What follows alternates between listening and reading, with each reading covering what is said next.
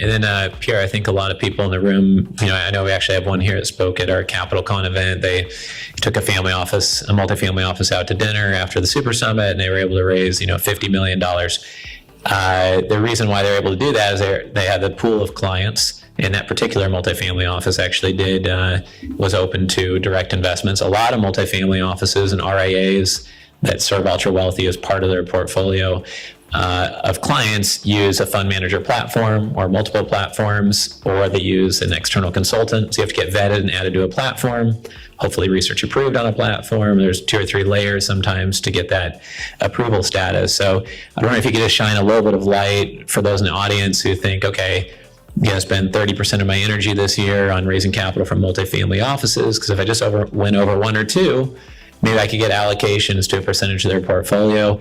Could you speak to how that works inside of your firm, and then just maybe a quick point on just helping people navigate the MFO space? So this is really, I think you mean about sort of fund investments as opposed to direct privates. Right. Yes. Right. Okay. So fund investments, we are we kind of take the view that you can't be expert in more than a couple of things. And we like to think our expertise is global asset allocation and portfolio construction of other investment managers. So we're not going to, put Apple stock in anyone's portfolio. We probably have a lot of Apple stock through the large cap core or whatever category it fits in, managers we allocate to.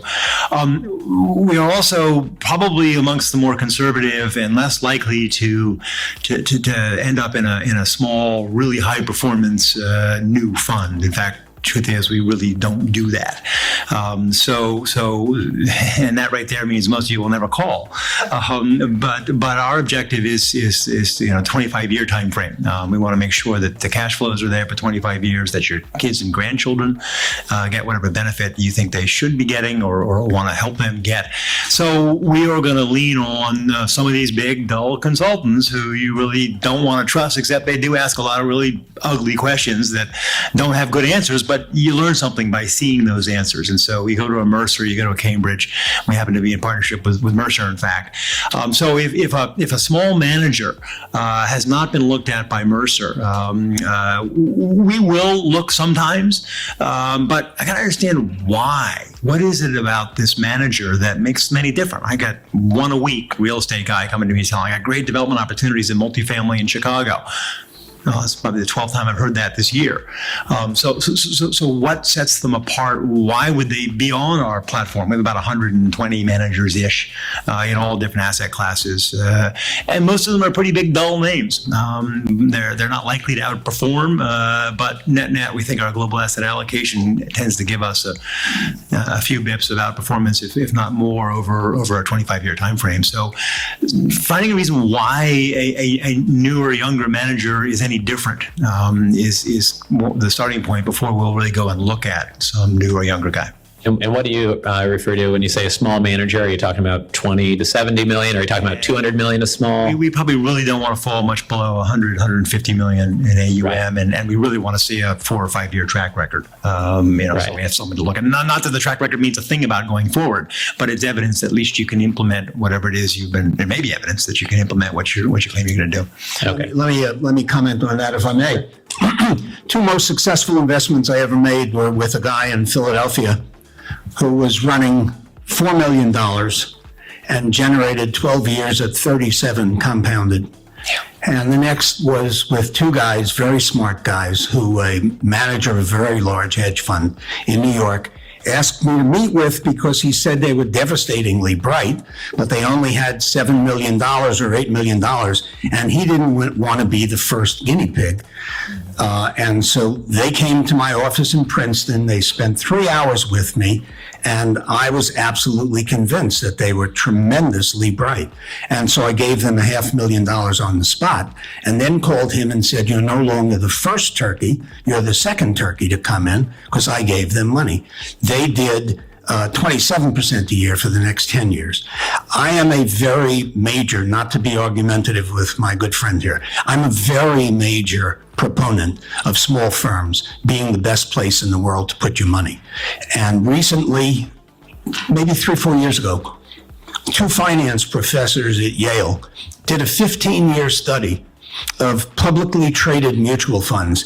And in every single instance, every strategy, every niche, small managers beat large managers by an average of 250 basis points a year. Now, I can speak to you for 7 hours on why that's the case, but it is the case. It's irrefutable evidence. Small managers beat large managers at every single turn, in every strategy for every time period.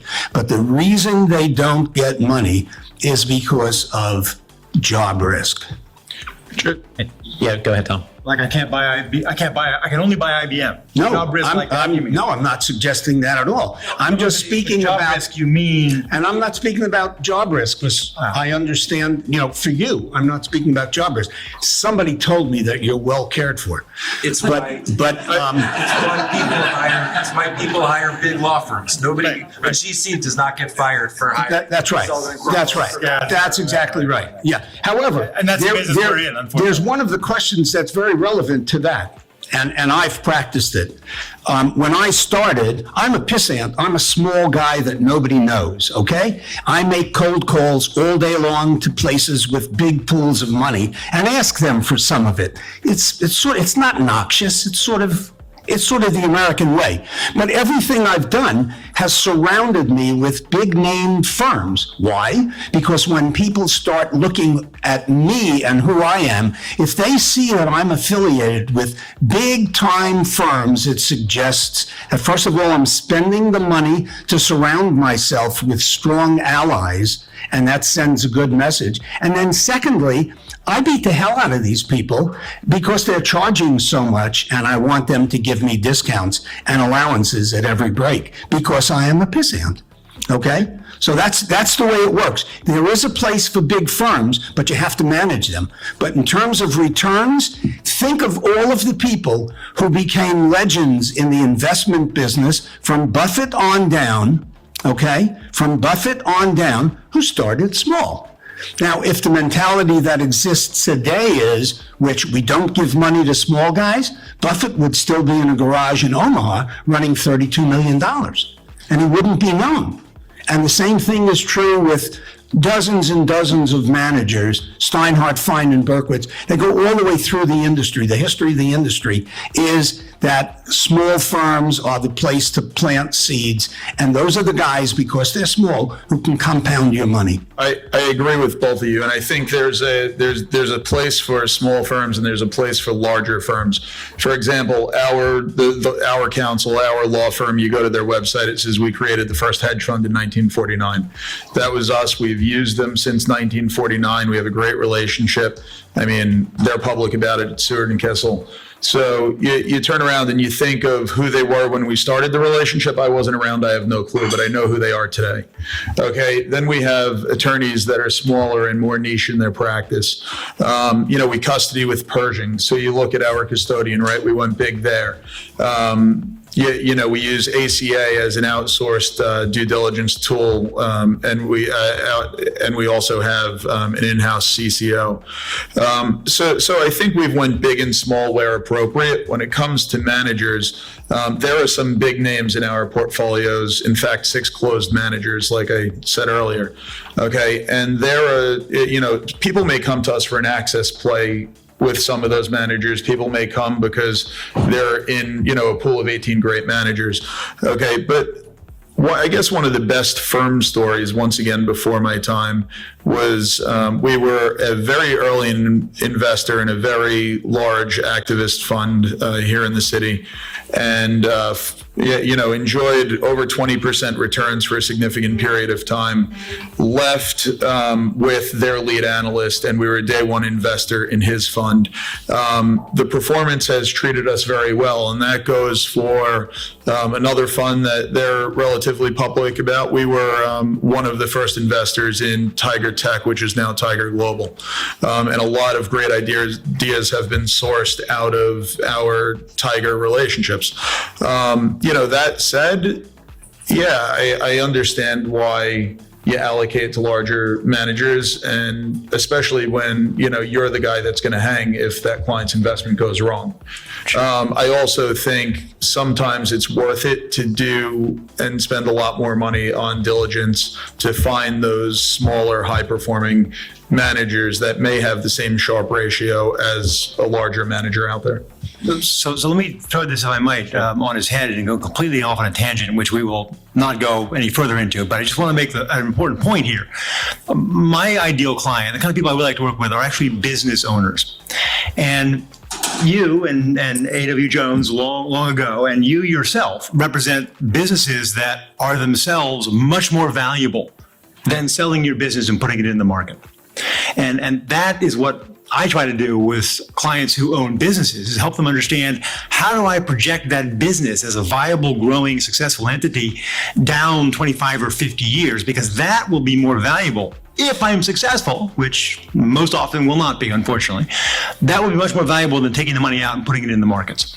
And so that, to me, is the ultimate sort of risk mitigator. If you have a business, is to figure out how to keep it going, how to grow it, how not to flip it and take your money out and run, which is a perfectly fine thing to do. But a viable business being passed down to your grandchildren, in my view, is more valuable than the $100 million of equivalent being passed down to your grandchildren as cash. Right. I think that's a good point. And I think most RIAs would rather see their client get a liquidity event so they can manage more of their assets. But I think it's a good point.